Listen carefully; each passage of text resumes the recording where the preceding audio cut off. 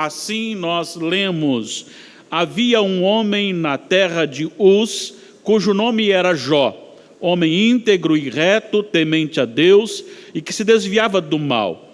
Nasceram-lhe 7 filhos e 3 filhas. Possuía 7.000 ovelhas, 3.000 camelos, 500 juntas de bois e 500 jumentas.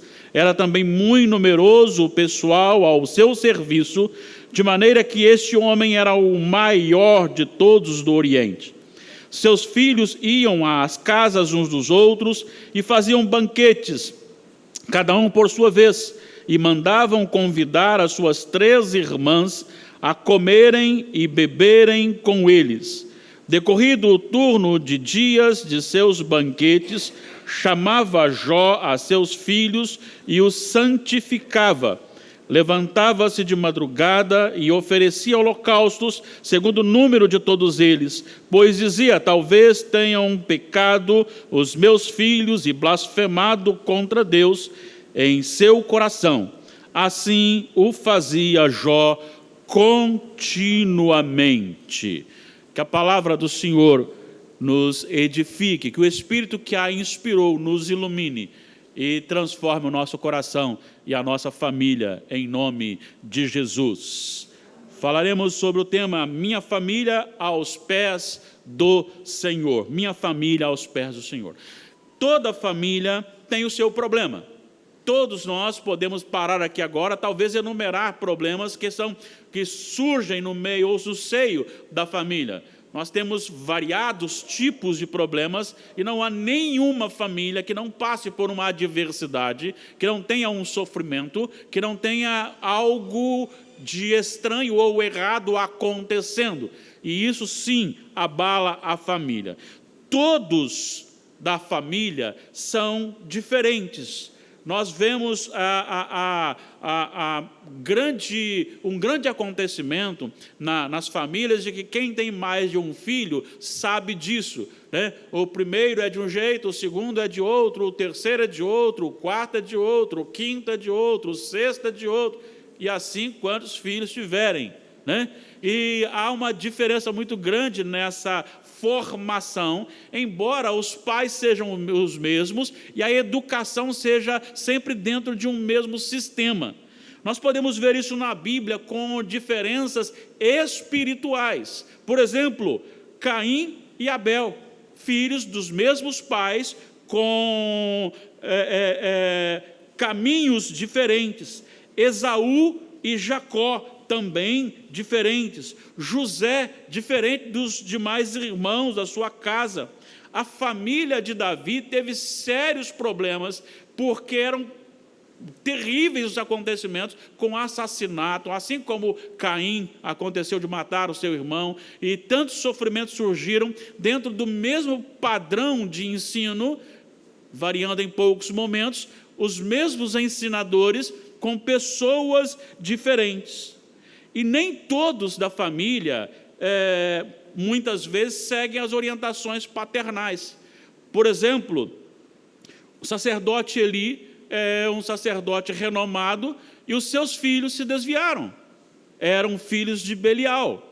Nós temos o Samuel, um grande homem de Deus, destacado, em que ele chega ao ponto de chegar no final da sua vida como um governador, como um rei, como um juiz, chegar e dizer o seguinte: olhem para mim agora, já estou velho, e apontem um erro na minha administração governamental. E ninguém achou nada que pudesse condená-lo no seu conceito de vida, de condução do povo, líder do povo, um líder soberano, como se fosse um rei sob orientação de Deus. No entanto, os seus filhos fizeram o que era mal perante o Senhor. Ezequias é considerado um rei que fez o que era reto perante o Senhor, com as suas falhas, mas fez o que era reto para o Senhor. Mas logo em seguida nasceu Manassés, e Manassés não temia o Senhor inicialmente, chegou ao ponto de sacrificar o seu filho a Moloque. Mas ele se arrependeu. E logo em seguida, de Manassés, nasce Amon. Amon foi pior do que seu pai Manassés, porque fez tudo o que seu pai fez e não se arrependeu. Mas deste mau pai Amon, nasce Josias. Josias foi um excelente rei, temente a Deus, e que efetuou grandes mudanças, transformações na vida, reforma no povo de Israel, inclusive no culto. Talvez eu esteja falando aqui hoje para pais ou familiares que têm pessoas que se desviaram, estão hoje no mundo, estão fora do aprisco do Senhor. Estão fora, e isso tem causado dores no seu coração. Isso tem trazido ao seu coração um aperto muito grande, porque nós sabemos que há uma exclusividade de salvação em Jesus. Fora de Jesus não há possibilidade de salvação, e nós sabemos disso. E isso pode muitas vezes apertar o nosso coração, porque nós amamos os nossos familiares, aqueles que estão próximos de nós, e olhar para isto causa em nós, sim, um mal-estar, e nós precisamos, sim, nesta noite, receber esta mensagem. Se você tem algum familiar, alguém que está fora do Senhor Jesus, você é merecedor desta mensagem de hoje. Mas se você tem, pela graça de Deus, todos os envolvidos da sua família aos pés do Senhor, você também precisa dessa mensagem. Eu preciso dessa mensagem. Nós precisamos desta mensagem. Jó é um dos homens mais citados na Bíblia, principalmente no que diz respeito à paciência. Quando tem alguém muito paciente, normalmente nós ouvimos a seguinte expressão: tenha paciência de Jó. Tenha paciência de Jó. Jó se destacou por toda a sua história. E a história de Jó não é uma história muito gostosa de se viver. É bonita de se ver, ela é edificante ao ser contada, mas para se viver não. Porque diz que, depois do texto que nós lemos, o Senhor fala para Satanás sobre a vida de Jó, e Satanás diz: mas é claro que ele é fiel. Ele é rico, tem uma família bonita, tem uma família grande, 10 filhos. Olha só que coisa bonita. E nada de mal chega na sua família. É claro que ele tem que ser fiel ao Senhor. Deixa eu tocar e o Senhor verá que eles vão pecar, que ele vai pecar. E o Senhor lhe permite que toque, não na sua vida, na sua saúde, mas nos seus bens. O que acontece? Todos os seus animais, todas as propriedades, inclusive os seus 10 filhos, são executados na obra maligna de Satanás. Em meio à dor terrível, talvez nem tanto pelas jumentas, nem tanto pelas propriedades, nem tanto pelas casas que caíram, mas principalmente pelos filhos que morreram ali, dentro de uma ação maléfica de Satanás, Jó não pecou contra o Senhor. Ele disse: nu saí do ventre de minha mãe e nu voltarei. O Senhor o deu, o Senhor o tomou, bendito seja o nome do Senhor. E quando isso aconteceu, o Senhor falou novamente para Satanás: está vendo só? Mesmo ainda me instigando contra ele, ele permaneceu firme. E aí Satanás diz: toca-lhe na saúde, toca-lhe na vida, porque pela vida e pela saúde ele dá tudo o que ele tem. Então o Senhor permitiu que fosse tocado na sua saúde, mas não na sua vida. E Jó começa um estado deplorável de enfermidade. Nascem-lhe tumores ao ponto de ninguém conseguir se aproximar dele, devido à questão do odor que saía, que exalava daquelas feridas, daqueles tumores. Era dor misturado ao mau cheiro e o abandono de todas as pessoas. Os cães se aproximavam para lamber-lhe as feridas, e ele tinha que usar um caco de telha para coçar entre as feridas. Tal era o seu estado deplorável. E para piorar, a sua esposa lhe dirige a palavra no versículo 9 do capítulo 2: ainda conservas a tua integridade, amaldiçoa o teu Deus e morre. Eu não estou emitindo julgamento contra ela, mas ele recebe isso também. Para piorar, vem 3 amigos que, ainda que falem verdades teológicas, as aplica de forma errada e equivocada contra o Jó. E Jó então vai sofrendo tudo isso de perda da sua propriedade, perda dos seus filhos, ou a palavra da sua esposa, as palavras dos seus amigos, todo o seu sofrimento de dor, de angústia, e ele ainda que peque contra o Senhor agora no sentido de por que eu nasci, e isso faz com que o Senhor o coloque contra a parede, ele mostre a sua grandeza e o seu poder, falando para ele: onde tu estavas quando eu pus o cerco nas águas do mar, quando criei todas as coisas? E quando chega no final do livro, então, há aquela expressão maravilhosa, quando o Senhor, dirigindo-se, após o Senhor ter dirigido a Jó, no capítulo 41, no final, ele deixa aqui uma expressão maravilhosa, 42, perdão,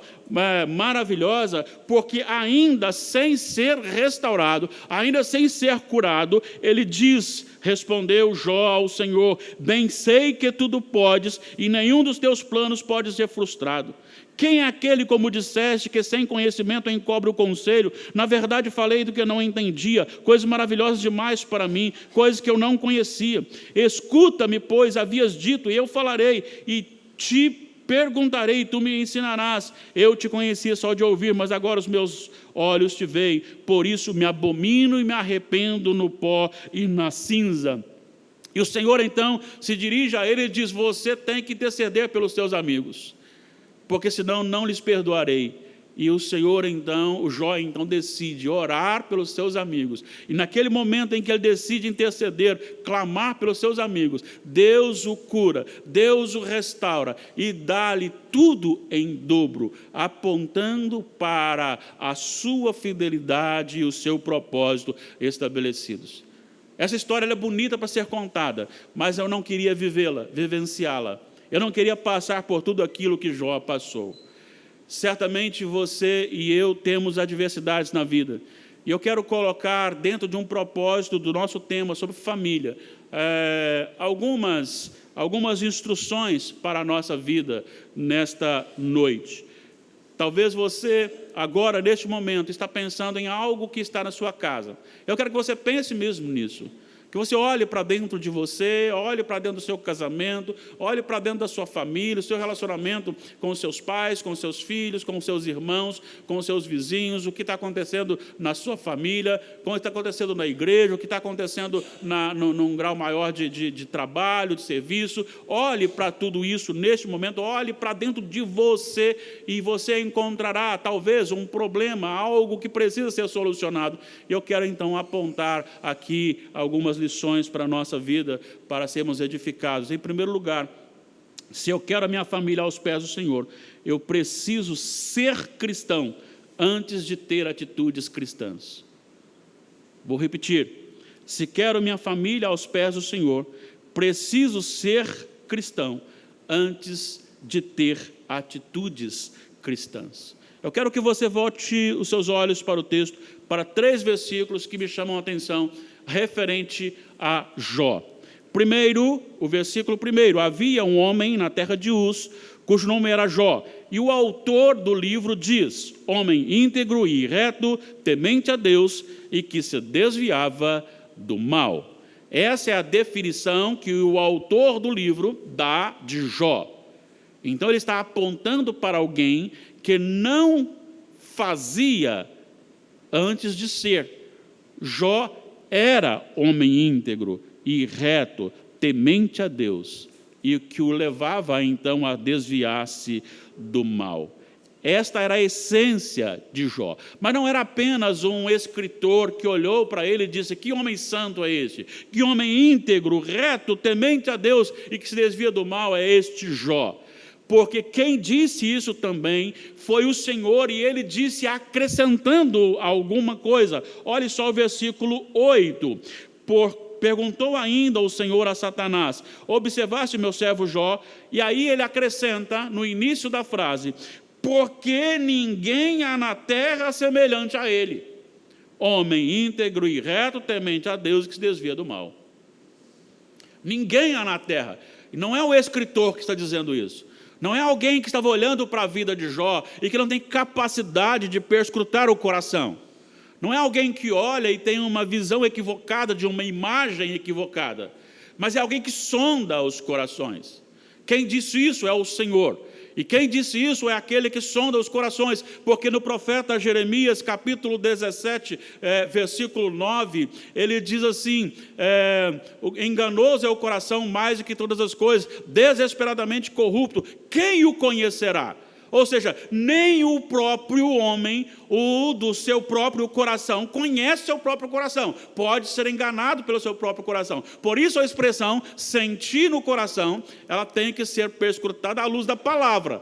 Porque se não estiver em base na palavra de Deus, ela pode ser equivocada. Mas no versículo 10 você encontra uma expressão muito interessante que diz respeito aqui a esta afirmação do enganoso é o coração.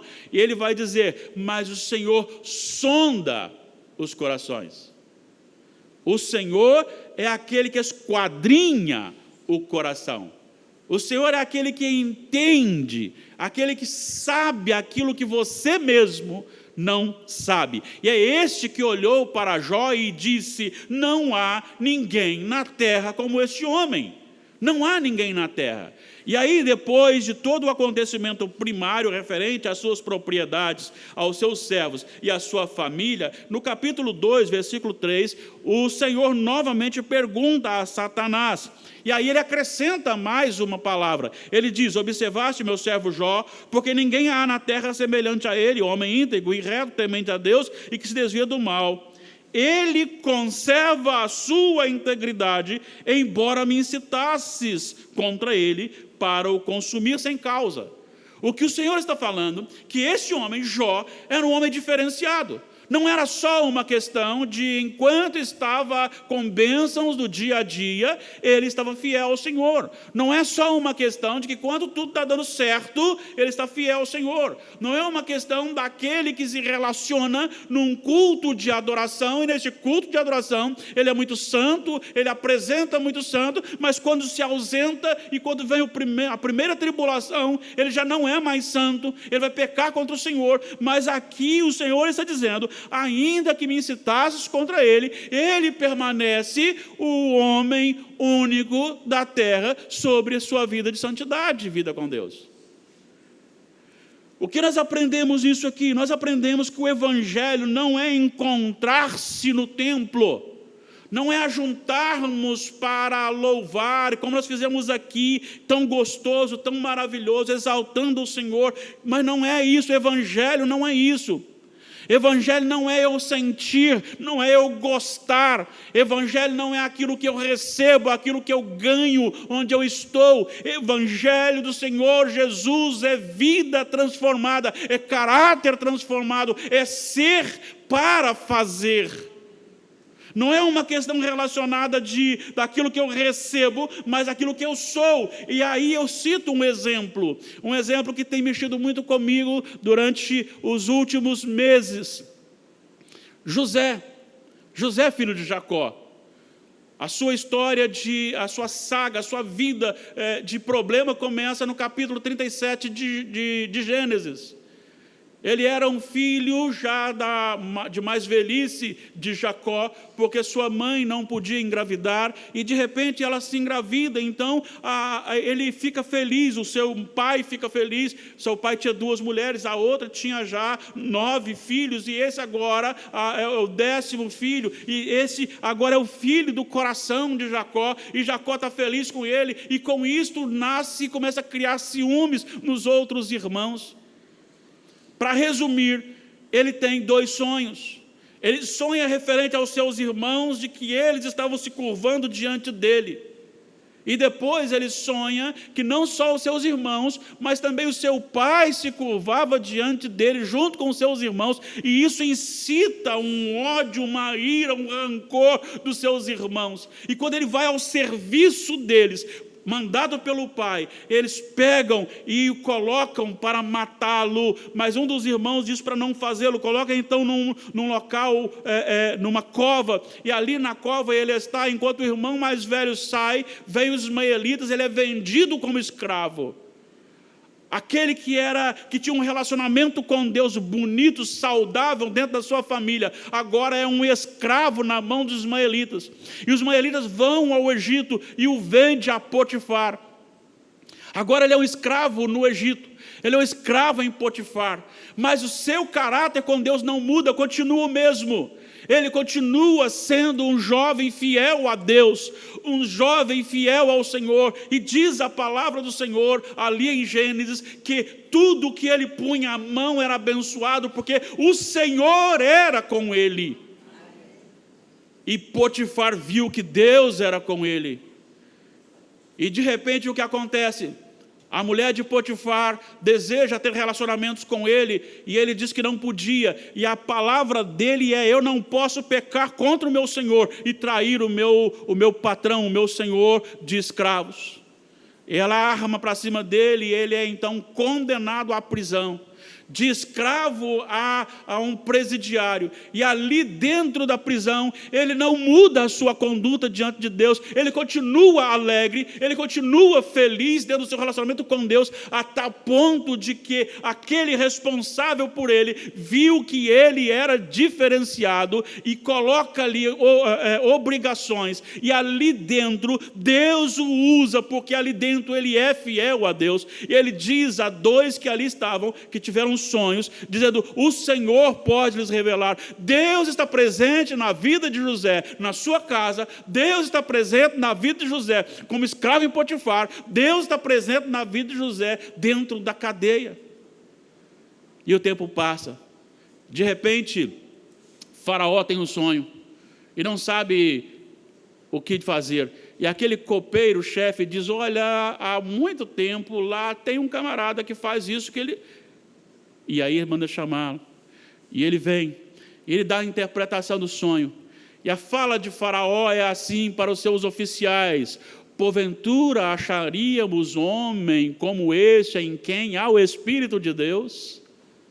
E agora, como governador do Egito, ele continua o mesmo José da prisão, o mesmo José escravo, o mesmo José da família, porque quem domina a sua vida não são as circunstâncias, mas é o poder de Deus na sua vida. Jó era esse homem, ele era fiel a Deus, ele era servo do Senhor, ele era temente a Deus, ele era um homem que valorizava a vida com Deus. Ele não só fazia, mas ele era a essência do seu coração. É assim que o Evangelho faz com a nossa vida. Ele chega, ele muda o coração, ele muda o coração. E aí, mudando o coração, muda a nossa vontade. E eu quero fazer uma aplicação disso. O que os seus colegas do trabalho podem dizer a seu respeito? Será que você pode dizer a seu respeito, ao meu respeito, como Potifar falou de José? Veja, Potifar via que a mão do Senhor era com José. Será que você pode receber a mesma palavra de Faraó, quando disse: porventura algum outro homem como este, em quem é o Espírito de Deus? Será que aqueles que trabalham com você, os seus colegas, podem olhar para você e ver em você a mão de Deus agindo? Será que eles podem ver o fruto do Espírito no seu coração? Será que os seus amigos podem ver isso em você? Será que a sua família, seus vizinhos podem ver isso em você? Então, se você quer mudar a vida da sua família, primeiro você precisa ser um cristão antes de fazer coisas cristãs. Mas a minha pergunta maior é: será que Deus pode falar alguma coisa de você que aproxime-se de Jó? Veja em você, homem, mulher, temente a Deus, se desvia do mal, íntegro, reto ao Senhor. Então é necessário ser antes de fazer. Mas em segundo lugar, se quero minha família aos pés do Senhor, preciso ter atitudes coerentes com a palavra de Deus. Jó não apenas era, e por ele ser, ele fazia, ele obrava, ele realizava a obra do Senhor. Veja bem o que ele diz então no versículo 5. Decorrido turno de dias em que seus filhos reuniam, e nos banquetes, chamava Jó a seus filhos e os santificava, Levantava-se de madrugada e oferecia holocausto segundo o número de todos eles, pois dizia: talvez tenham pecado os meus filhos e blasfemado contra Deus em seu coração. Assim fazia Jó continuamente. Eu quero destacar aqui algumas coisas que precisam estar na nossa vida. Nós sabemos que todos nós somos responsáveis pelos nossos atos, que ninguém vai pagar pelo ato do outro, mas existem responsabilidades de liderança. E dentro da família existe a liderança paterna masculina. E isso tem me preocupado muito, porque Deus confiou ao homem a condução da sua casa, a condução em todos os aspectos, inclusive e principalmente espiritual. E agora aqui você vê um homem que lidera a sua casa, com todo o afinco. Olha o que ele fala, ele detecta possibilidades, ajuntamentos com possibilidades de pecado contra o Senhor. E ele agora exercita o seu papel paternal de líder temente a Deus, de líder que realmente quer a sua família na presença do Senhor. E ele vai dizer aqui algumas coisas importantes. Chamava Jó para os seus filhos para o santificar. Chamava, conversava, colocava frente a frente: olha, precisamos vir aqui, o que está acontecendo? Eu não sei o que aconteceu lá, então vem cá, vamos nos sentar, vamos falar com o Senhor, precisamos colocar os nossos atos na presença do Senhor. Ele liderava, ele talvez não estivesse lá, mas ele chamava os filhos para estarem juntos ali dentro disso. Outra coisa importante, não só chamava os seus filhos para o santificar, mas isso era feito de madrugada. Isso exige sacrifício, isso requer alguém que se levanta com disposição, ainda que tenha que vencer o sono. E diz aqui que ele fazia isso de madrugada, com cada filho. Todos os filhos eram envolvidos. Ele fazia isso de forma a conceder, a doar aos seus filhos um tempo que ele podia tirar para dormir, mas ele prefere estar acordado, apresentando os seus filhos na presença do Senhor. Mas não era algo assim: eu vou interceder e deixa eles da bagunça, porque ele os chamava. Isso significa que o filho tinha que estar com ele, isso significa que ele envolvia o seu filho, isso significa que ele estava presente e que o seu tempo era gasto para abençoar a sua família. O problema é que muitas vezes nós preferimos dormir, e enquanto estamos dormindo, os nossos filhos estão se afastando, nossos familiares estão se afastando. Então precisamos sim sacrificar. Não é um sacrifício para ganhar, mas é um sacrifício de que eu preciso liderar a minha família. Outra coisa importante aqui é que ele oferecia, no caso, holocaustos. Nós não precisamos mais. Foi lido aqui Colossenses capítulo 1, versículo 13 em diante.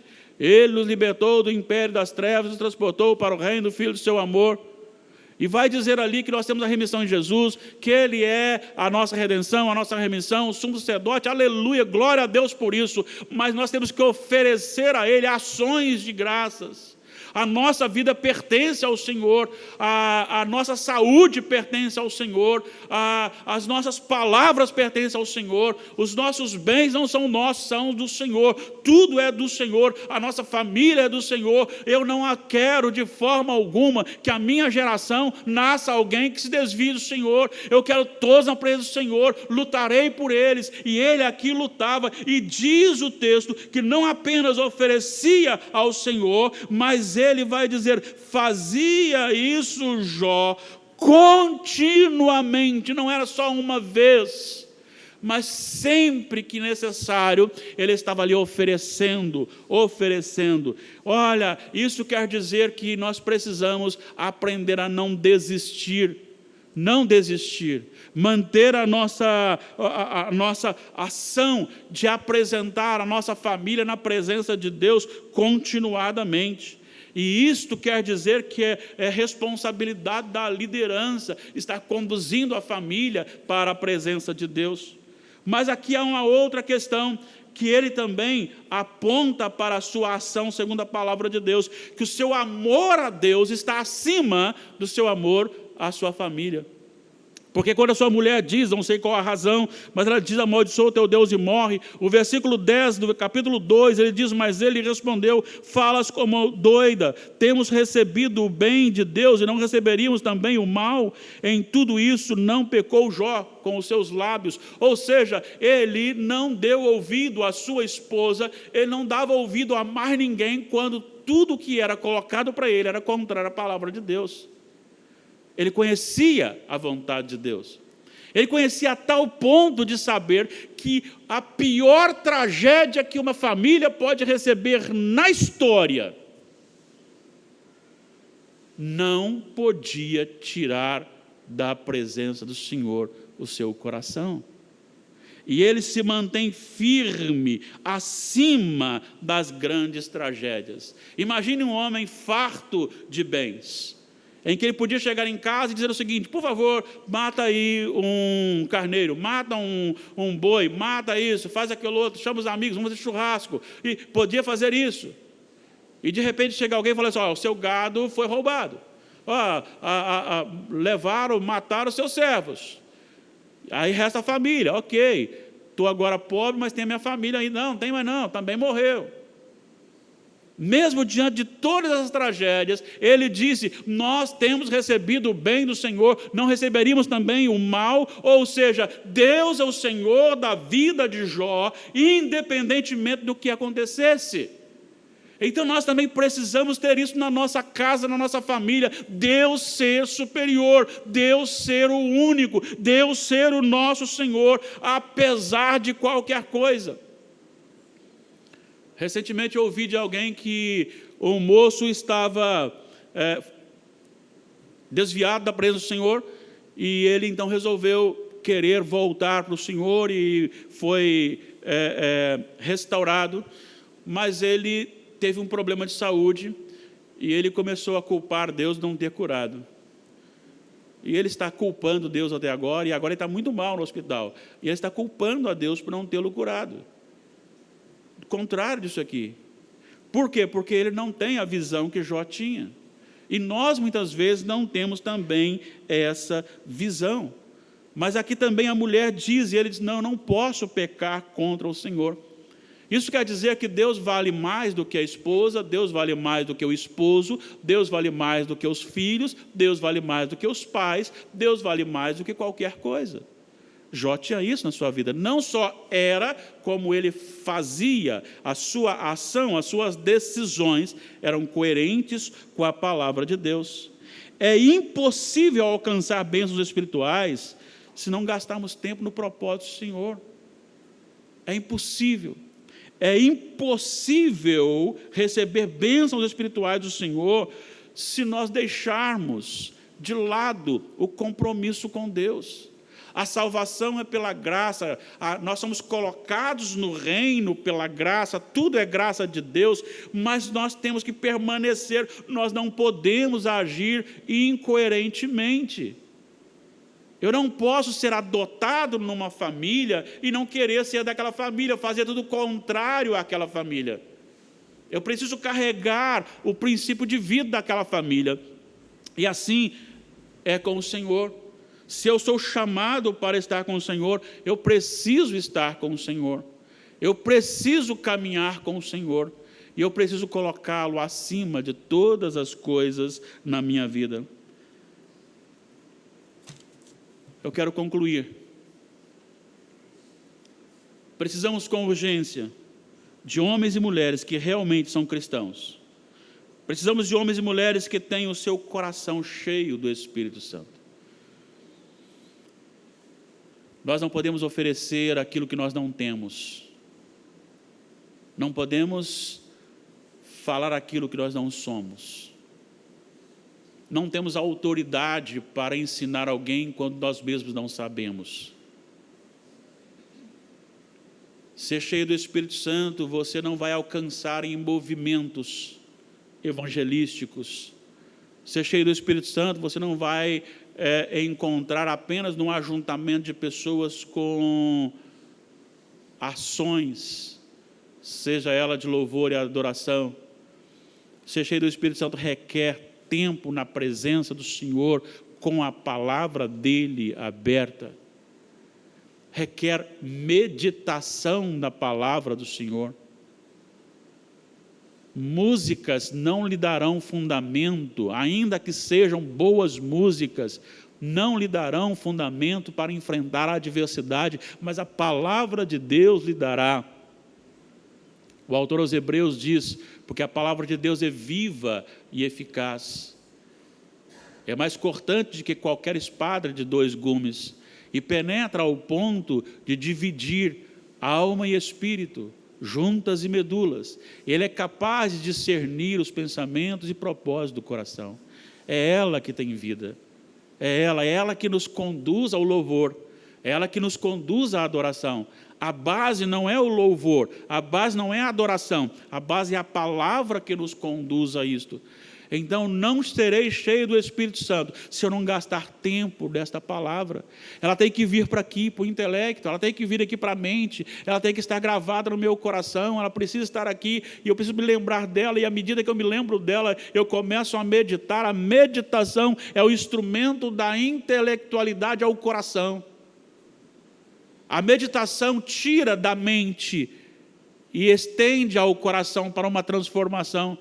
Tem muitas pessoas que conhecem muito das Escrituras Sagradas, sabem versículos de cor, mas não têm intimidade com Deus porque estão apenas no intelecto. É necessário que você busque o ensinamento da palavra, gaste tempo com o Senhor. Eu lhes deixo uma dica: ore a palavra e ouça Deus na sua oração. Tire um tempo de 1 hora, 2 horas, 3 horas, tanto que você quiser, mas tire isso por dia, abra a palavra, peça a Deus para falar o seu coração, leia a palavra de Deus, ore ao Senhor, e o Espírito Santo lhe conduzirá a textos bíblicos para a meditação, e o seu coração se encherá. Precisamos de homens e mulheres cheios do Espírito Santo, que sejam cristãos antes de fazer coisas cristãs. Precisamos de homens e mulheres que decidam, por sua natureza transformada, tomar decisões em obediência à palavra de Deus. Quantas pessoas hoje estão sofrendo no mundo, e nós estamos aqui muito bem, num local iluminado, com ar-condicionado, com aparelhos de som, e muitos nossos irmãos estão hoje reunidos, quem sabe, num grupinho pequeno, dentro de uma casa fechada, porque se ele cantar alto, alguém vai lá, lhe prende, alguém vai lá, lhe mata. E por que eles fazem isto? É porque eles estão cheios do Espírito Santo, é porque a natureza foi transformada, a sua vida foi transformada, eles querem obedecer ao Senhor, e o Senhor se tornou para eles o maior bem da vida. Precisamos de homens e mulheres que invistam na vida dos familiares para coisas eternas. Não é errado você comprar roupas bonitas para o seu filho, deve comprar, podendo deve. Pague primeiro a conta de luz, faça sua compra primeiro, mas não é errado não. Não é errado você querer colocar o seu filho numa boa escola para que ele aprenda mais. Não, não é errado. Não é errado você querer que ele cresça com saúde, e se você puder pagar um plano de saúde para melhorar ou para ficar menos ruim, pague o plano de saúde. Não, não tem problema. No entanto, o que nós deveríamos estar mais preocupados é com a salvação dos nossos filhos, é prepará-los para o céu, é colocá-los na presença de Deus, fazendo isso com insistência. E vou dizer uma coisa para você, talvez você diga assim, mas eu já orei tanto. Eu quero dizer para você, não desista. Não desista do seu filho, não desista do seu irmão, não desista da sua mãe, do seu pai, não desista daquele que você ama, na presença de Deus. Deus tem poder para transformar quando Ele quiser. Eu creio, você precisa crer, e temos que buscar isso constantemente. Não desista. O Senhor Jesus já disse para você, o que Ele disse para nós? Pedi, dá-se-vos-á, buscai e achareis. Batei e abrir-se-vos-á, pois todo o que pede recebe, o que busca encontra, é quem bate e abrir-se-lhe-á. O que ele está dizendo com isso? Ele está dizendo para que você vá e pede, depois vai... Não, ele está dizendo no sentido de insistir, continuar, não parar. E aí em Lucas ele cita um exemplo dizendo assim, qual dentre vós é o pai que se o filho lhe pedir pão lhe dará uma pedra? Ou se lhe pedir um peixe, lhe dará em lugar do peixe uma cobra? Ou se lhe pedir um ovo, lhe dará um escorpião? Aí ele fecha Lucas 11, versículo 13, e diz: ora, se vós que sois maus, sabeis dar boas dádivas aos vossos filhos, quanto mais o Pai Celestial dará o Espírito Santo àqueles que lhe o pedirem. Isto é promessa. Isto é promessa. Promessa de que você vai entrar na sua casa e não vai ter mais problema, que tem um anjo entrando lá agora. Não, não posso falar, não posso falar. Mas isso aqui eu posso falar. Se você começar a clamar ao Senhor, clamar insistentemente, clamando ao Senhor insistentemente, pedindo, batendo, buscando, se você não parar de buscar, esperando no Senhor, é promessa de Jesus. Ele disse que o Pai lhe dará o Espírito Santo. Ele não está falando de conversão, ele está falando de enchimento, ele está falando de experiência, ele está falando de contentamento do Senhor, ele está falando de ser dominado pelo Senhor. Eu quero isso para mim, eu quero isso para minha família, eu tenho orado isso por você, membro dessa igreja. Eu quero ver essa igreja cheia de pessoas cheias do Espírito Santo. Eu quero ver essa igreja cheia de pessoas transformadas pelo poder de Deus e daqui saindo para levar e proclamar o Evangelho em outros locais onde Jesus ainda não foi pregado. Mas eu anseio, eu busco, eu quero e sei que o Senhor concederá. Talvez eu não verei isto. Eu falei para o Senhor, já venho falando há alguns dias, mas recentemente disse para ele: Senhor, certamente eu já vivi mais da metade da minha vida. Completo 55 agora em janeiro. Certamente já passei da metade, não sei se passei muito, ou se não, só o Senhor sabe. Mas o restante de vida que tenho, eu não quero viver como vivi os 55 anos, embora tenha vivido a presença do Senhor.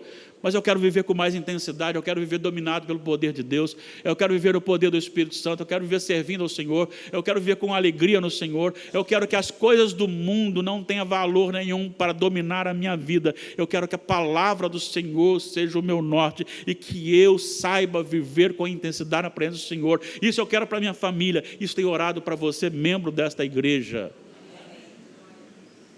Precisamos de homens e mulheres que serão fiéis ao Senhor em meio a todas as possíveis ou os possíveis transtornos da vida. Infelizmente, o mundo jaz no maligno e o Brasil, como declarado um país cristão, tem se desviado grandemente. E nós temos vivido hoje um momento muito triste da história.